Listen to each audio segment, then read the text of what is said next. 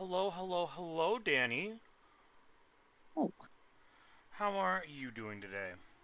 doing good. I apologize. I was taking care of some last minute stuff. Fiora has decided to absolutely. What in the hell is this image, Danny? What? Um, your PNG is not what it should be. Oh yeah, I changed it during the week. Okay. Is this what you want for the YouTube video? Yeah, it'll be fine. Okay. I was just like, what in the fuck is that? Is that Danny on a fucking Roomba? It is. Oh my god. Alright. This is the duality of cats, is exactly what it is. Alright. Well, that's a great start to the video. Hello, everybody watching in YouTube land. It's been a very, very long week. Ah. But, boom! We're back with another TWAB Wobby. And this time we're going to be going over the Bungie Day Giving Festival information, the mid-season preview, now with Crucible updates. That'll be interesting. Wither Horde Ornament winner, the Season 21 Exotic Catalyst info, the Solstice starting next week, Fishing Derby winners, player support report, Art of the Week and Movie of the Week, and Showcase Save the Date and hung jury reminders. So we've actually got a decent amount of stuff here, and I took a quick glance through everything. There's some pretty spicy shit in here, Danny. Oh yeah, there's some interesting changes they're talking about. Yeah. So first and foremost, let's start off with Bungie just being Bungie. Bungie Day Giving Festival, Prize Week, and Last Call for emblems. All their different kinds of things. For their, the collector's edition and donating and stuff. Super cool, and the fucking Savathun statue that they were giving away. Fucking dope. Really good stuff. Good stuff. I mean, look at the fucking detail. Jesus Christ. You couldn't ask a Warhammer 40k painter to do that. God damn. But yeah, no. So, super dope. Bungie, yet again, just doing stuff for charity, as per usual. Moving on to the more interesting things. We're going to be getting the mid-season Crucible update.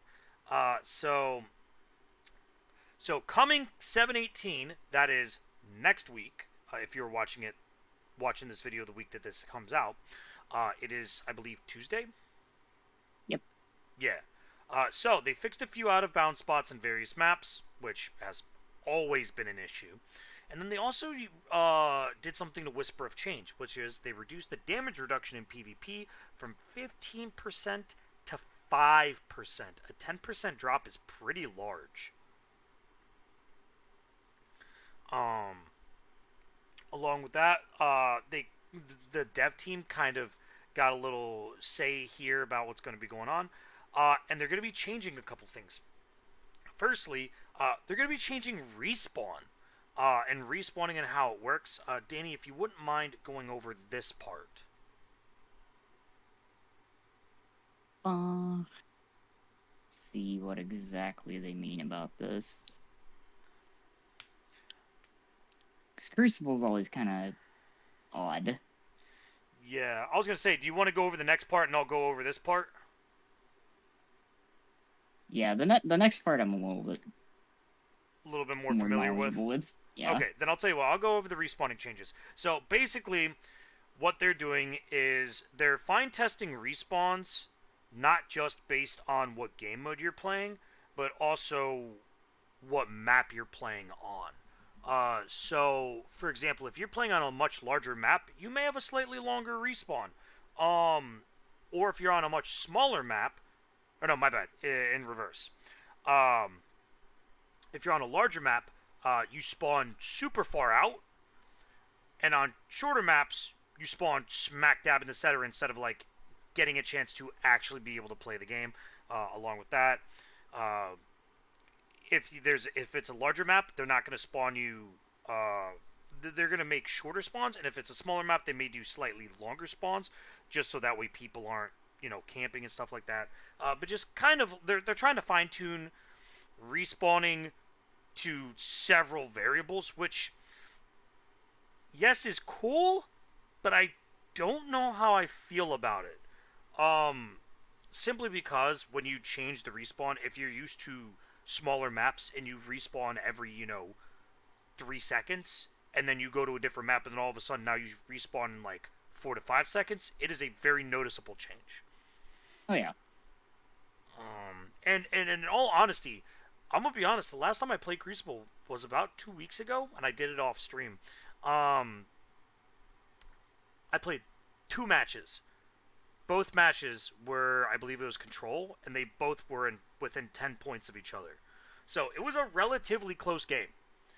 Um, they're also trying to decrease the number of matches that ended in a mercy, because nobody wants a tie. So, yeah. So overall, Yeah. I like the changes. I don't think they need to add nearly as many variables into it. But it's good to know that they're willing to test shit out and actually try some stuff and see what works and what's not. I just really hope that they listen to the PvP player base, because the PvP player base of Destiny 2 has not been eating good for the past, like, 2 seasons. It's been a while. It's been a bob. Alright. And then, Danny, if you wouldn't mind going over the comp division matchmaking then. This one is something I know that people are very intently looking at, because they said back last year that they were looking into changing the matchmaking for that to where there was a target skill range instead of a tighter skill range, because comp's kind of dead in the higher ranks. So they've been having trouble actually getting people into games once they reach Ascendant. Which is kind of bad if you want to farm the weapon, because you can't focus those. You have to get those randomly dropped. Yeah, kind of rough. And it's already, in my opinion, genuinely a pain in the ass to farm. Yep. Ascended. I actually, if I'm gonna be real here, Danny, this might be a bold claim. I think it is harder to get to Ascendant than it is to get to the Lighthouse. It is. Because the Lighthouse, at minimum, it is 7 matches. Yep. To get to Ascendant, it is like 30. Yeah, it's plus 30 plus. And that's with the work. Crucible bonus. Yep. So, I didn't know if you would consider that a hot take or not. So I'm glad to know that we share that same sentiment. It's just because, like, competitive just doesn't really have a whole lot going for it. Well, and like, yes, it's available throughout the week, but Trials comes around the weekend and there's people playing that, but there's nobody really playing competitive all that much. Yeah, and even when Trials isn't on or Iron Banner isn't on, nobody really wants to play competitive because it's fucking impossible to get to. It's just like, it's a lot of work for not a whole lot of payout. Yeah, the rewards are fucking ass. Get a cool emblem if you hit Ascendant, but that's about it. Yeah, you could just spend your time doing Iron Banner. Or hating yourself and play Trials. And then we've got dynamic skill ranges. So, and they talked about this a while back. Basically what this will do is it will equalize matchmaking pools to where the average... So, let's say, for example, you've got a team of 6 versus a team of 6.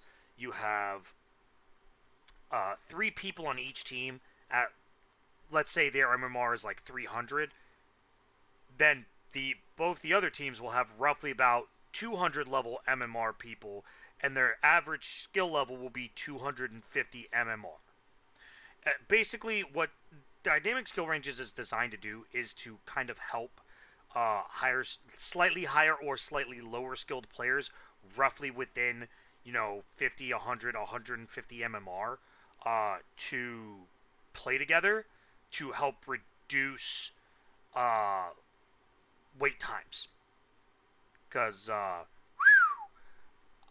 Yep. I thought League of Legends matches were sometimes hard to get into. Holy shit. I waited for 6 minutes for a D2 game, for a D2 PvP match. That is ridiculous. Yeah. No. And like comp, you're Well, mind you, this is lucky. a while back, but still. Yeah. Like right now, specifically the comp, which is what they're having the most trouble with. You're lucky if you get a match in 12 minutes. Yeah, unless you're a shitter like we are in PvP. Even then. Yeah, because not even the shitters want to play comp, because it's that ass. It's just a bad game. It's just bad. It's trials from Wish.com is what comp is. It's trials, but you have to jump through like 7 extra hoops. Yeah. So, but again, I'm glad that they're going to be taking a look at it, and they're going to be doing a lot of stuff coming up for Season 22, specifically for PvP. So, that is exciting. So, for those of you that are big PvP enjoyers, you will hopefully actually be eating good in Season 22. I know a lot of you guys have been very infuriated with how the game goes. However, I do have to say one thing. Stop being meta whores. Play shit for fun. If every single game all I see is Osteostriga and fusion rifles again, I may or may not break my PS4. Shit's boring as fuck. It's boring as fuck seeing the same gun over and over and over again. Honestly, you know what, Danny? I think you know it would be super fun. They just ban a random gun from comp or Crucible, or trials. Just ban one specific like exotic and one legendary, and be like, you know what? No, you guys don't get to play this gun. This gun has been performing incredibly well. You don't get to use it. Have fun. Come up with something else. I think that'd be a cool idea, but maybe that's just a casual in me. I would love to see a game mode that's just purely gun focused. Well, we had one, didn't we? We had a very oh god, what is it called? It's where weapon damage is doubled. No, it's not momentum. Momentum still is primarily abilities. Oh, is it abilities? I thought there was one that was specifically gun based. Like everything does more damage, but we haven't had a more gun focused mode since D1 really. Because in that mode everything was the same. The only difference was that ability and grenade recharge was like half. So you maybe got one super a game. That's fair. So, but yeah. So, hopefully PvP players, y'all be eating good next season. Wither Horde.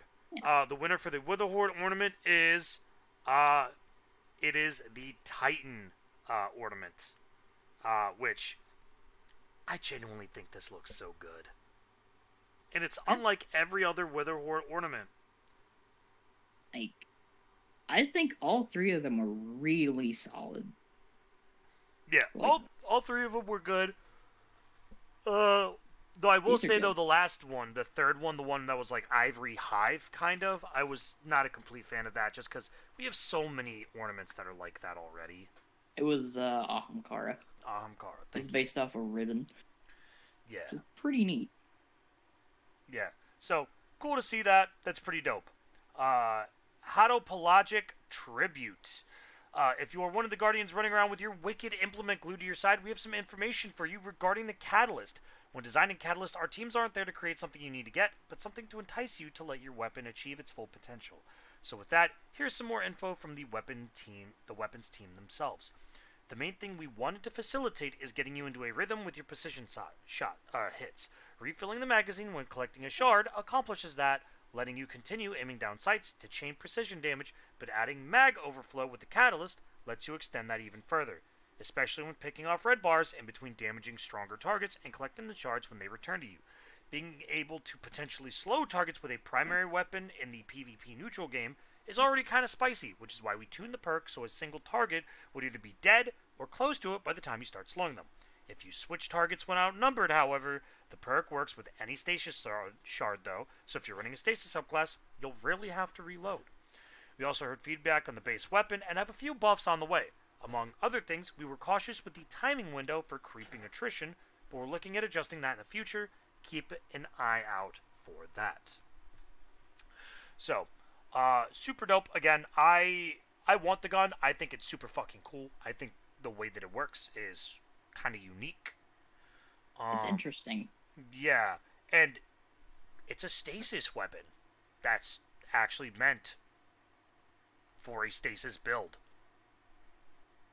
Haven't seen that in a while. Only real downside to it is that it's just worse chill cliff. Yeah, I'm glad to know that they're gonna be giving it buffs, cause, bruh, trying to farm for that this Sunday, Danny, is going to be a pain in our ass. Hopefully the modifiers are not ass this week. It shouldn't be too bad. Yeah. Along with that, Solstice is back once again, along with Eva Levante and her Silver Leaves. So what you'll need to do, you'll need to go to Eva Levante in the tower, and then you'll head over to the European aerial zone and fight off against waves of enemies to earn rewards and Silver Leaves. There's a lot more info to it, but that's the TLDR. Now, there is some interesting new stuff. So, last year, they streamlined how the armor upgrade process works for all classes, and they kind of did that along with the rest of the events that happened that year.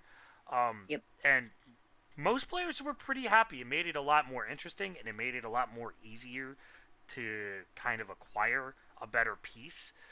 So, this year, they were working on enemy density and overall difficulty of the bonfire bash. You will find out that you must work a little harder to light the bonfire. Also, they're implementing 2 new buffs to mix it up even further.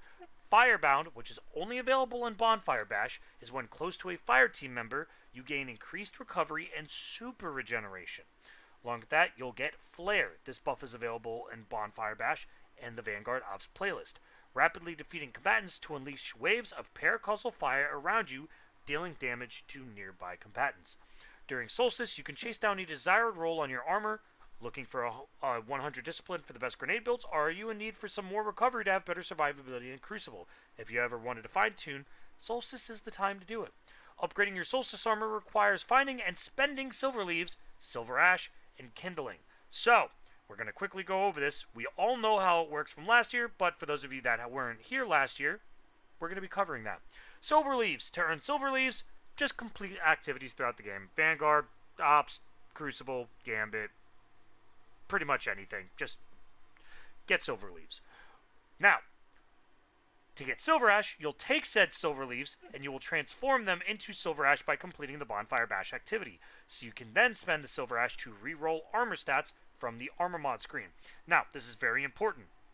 What we found out last year is that only a specific amount of Silver Ash, or Silver Leaves, will be turned into Silver Ash. So, I believe last year you could have up to 50 Silver Leaves, I think it was, Danny, but only like 8 or 9 of them would actually turn into Silver Ash after a single match of Bonfire Bash. So, if you want all the Silver Ash, you're gonna have to run multiple times. I personally don't like that. I just want to be one and done on it, but it is what it is.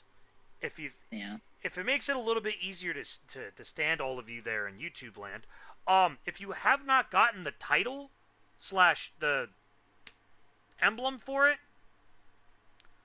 take the extra time to do it and just actually like hard grind it out. That way you'll never have to worry about it again. Because as a reminder, all 4 of the seasonal activities, Guardian Games, Solstice, Festival of the Lost, and what's the Christmas one? The Dawning. The Dawning. Those carry over between years. So if you complete one from one year, one from another, and then one from the last one, it will still technically count as completing all of them. Now, technically, you can still, if you already have the Solstice title, you can go ahead and guild it, if I am correct. I do believe that's how that works. Correct, Danny? Yep. Yeah. So you can guild it, just like with the rest of the seasonal titles, but if you haven't gotten the Solstice title yet, now is kind of your chance. Especially with how they've kind of reworked it, because, let me tell you, playing Solstice in the past, awful. Awful. Farming shit, miserable. This shit is way easier. Way easier. And I'm fucking here for it. Now, the last thing to note is kindling. Now, kindling is very specific. You will earn kindling by completing the Solstice event challenges. So, you'll spend the kindling to upgrade your armor stat roll potential, and each armor piece can be upgraded up to 3 times, i.e. 3 tiers.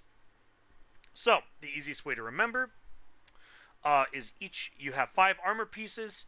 Each one can be upgraded 3 times. Therefore, you will need a maximum of 15 sets of kindling in order to fully upgrade a full set of Solstice armor.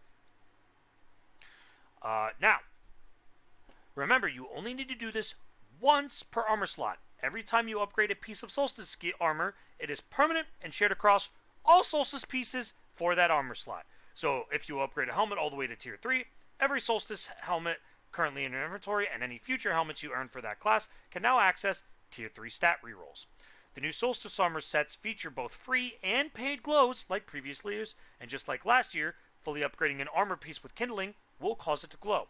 And without further ado, here is the new Solstice armor. And the Warlock's armor, Danny? Yeah, these armor sets are looking pretty clean this year. That's bussin'. And you know what, Danny? I don't fucking hate the headpiece. It looks very similar to the headpiece that was around during Menagerie. Yeah, that's very good. So that is the Warlocks. This is the Hunters. Oh, that is very interesting. It's a really interesting helmet for the Hunters. They got some good designs. And then the Titans. I love the fact that the theme this year is very, like, formal suit-ish. I very much fuck with it. I'm kind of here for that. So, that's super dope. And it looks like it also glows with whatever your subclass is. Yep. Just like the previous Solstice. I'm fucking here for it. So, that's pretty dope. Along with that, here's a little preview of the first ever Strand rocket launcher that will be earnable during Solstice.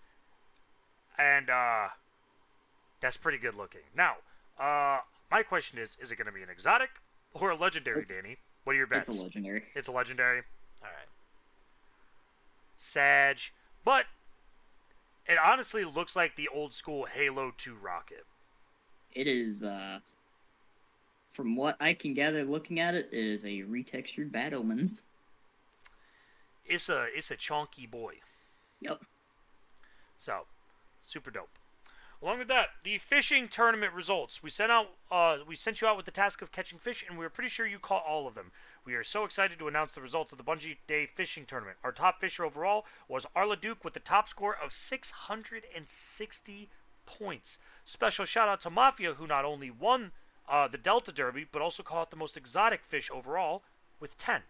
There are also 11 players who can tell big fish stories now that they've caught the maximum sized fishies at a chunky 80 kilograms. That's fucking nuts. So, the Alpha Derby, Sniff won with 550. Yumo was in second with 538, and Selvatin was in third with 536.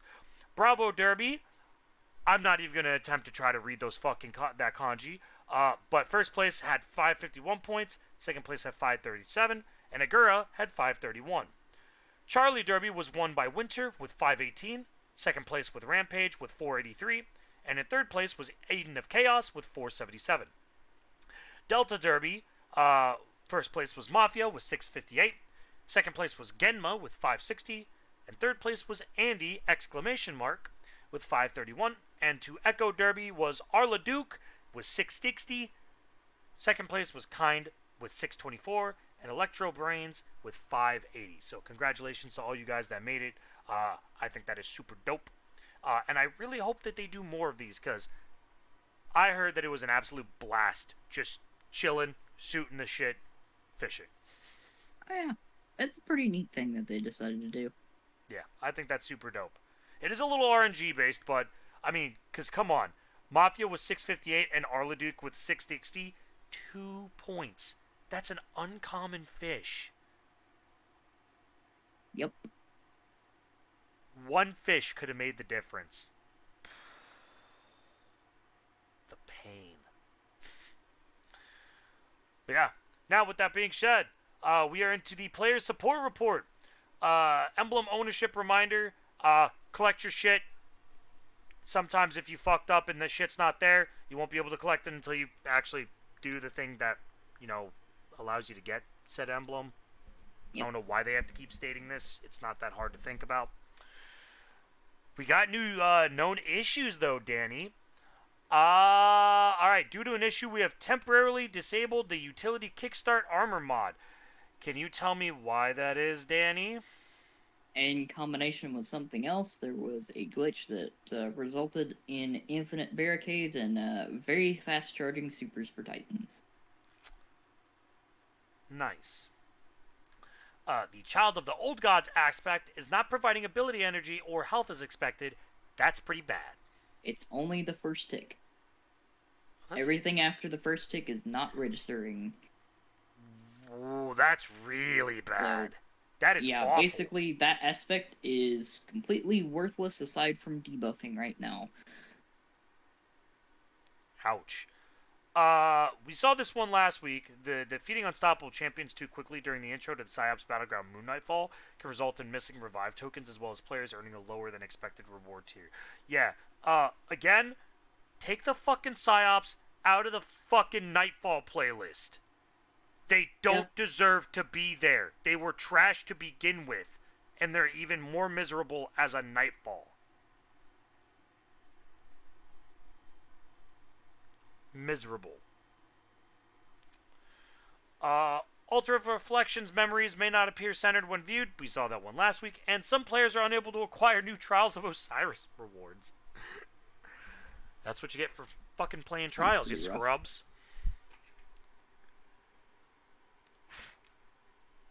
So.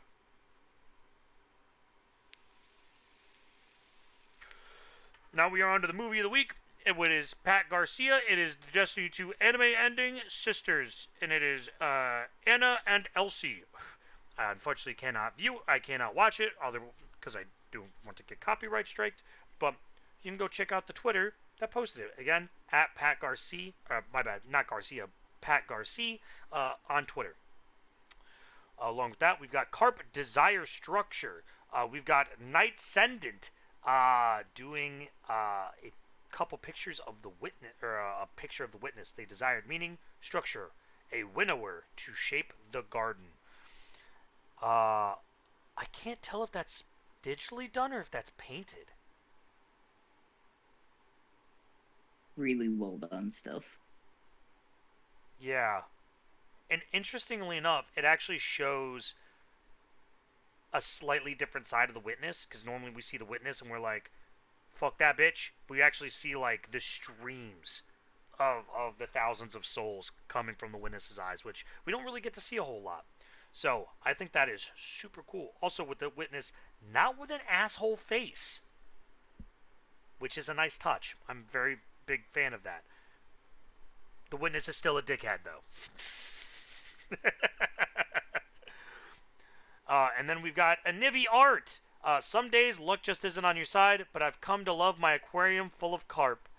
And it's them with the Neko gear on, looking at the fishies, having a sandwich. Danny, That's pretty cute. Would you go to the aquarium and eat a sandwich in front of the fish tank? It's a pretty relaxing place. I would. The aquarium's a wonderful place. And then, two things. First, we want to remind you that this is the last week Hung Jury is in rotation in the Nightfalls. Dead Orbit sure didn't know what they were doing when they made this weapon, so make sure you go snag one. I know that a lot of people love this fucking gun, so please, It's go ahead. it's probably one of the better legendary scout rifles in the game. Yeah, so if you haven't gotten it, this is your last fucking chance for probably a while,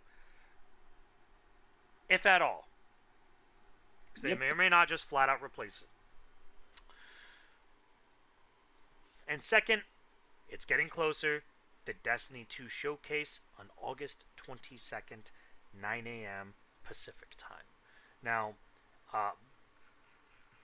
please, please, please, if you want to see me and Danny do a reaction to the showcase live here on the Trials of Casuals podcast, leave a comment below, because I think that Danny and I would have some spicy commentary on it. So I think it'll be fun. I'm also, again, did they ever announce who the streamer is going to be this year? Nope. I'm very excited to see who it's going to be this year. It's going to be super dope. But yeah, with that being said, Dan, you do have anything else to say about the TWAB? Not a whole lot else about the TWAB, though there is something that they didn't mention was in the game this entire season. And what was that? You know how the story for this season, expanding on the Lightfall campaign, felt kind of short? Yeah. There was 8 more weeks of Veil containment logs. They're all active right now. They just didn't flash on the director, but there are 8 entire weeks of story-related audio logs in Veil containment. So you mean I have to go do Veil Containment 8 more goddamn times? Nope, just once. You can play all 8 of the audio logs in a row, but they are huge lore bombs. Thank God. I did not want to have to do Veil Containment again. Oh, it's literally all it is just going in and listening to the audio logs, but they're huge. Well, I'm going to sit down with a bowl of probably macaroni salad and listen to them at some point this weekend. So, glad to know that Bungie did not put a, little ping on it for the player base to know. It's like, I'm upset that they didn't put a ping on it, but after listening to it, I don't really have very many complaints about the story for this season at all. Because they filled in a lot of the gaps. This season has been real good for story. Well, and now mind you, I have not heard the audio logs, but the fact that number one, we technically got Titan back. Let me roam the arcology, you fucks. Fucking missed the arcology. I know people hated it. I loved it. I want to go back and roam on Titan again. But the fact that we got Titan back, we got Mommy Sloan back, we got the audio logs, and we have the greatest activity to ever grace Destiny 2 players. We got motherfucking fishing. They also told us this season both what the Veil is and what the Witness is. Yes! 2 things that Lightfall did not. Yes! Those were really big lore drops. Those were massive lore drops. So, yeah, that's pretty dope. But yeah, with that being said, Danny, where can they find you? Find me on YouTube and Twitch under the same name. You can also find me on Twitch and YouTube at DominiFox or on Twitter at DominiFox1. Thank you all so much for watching the video. We both hope that you all have a wonderful rest of your day. And as always, don't be a sweatlord. We'll see you guys next time.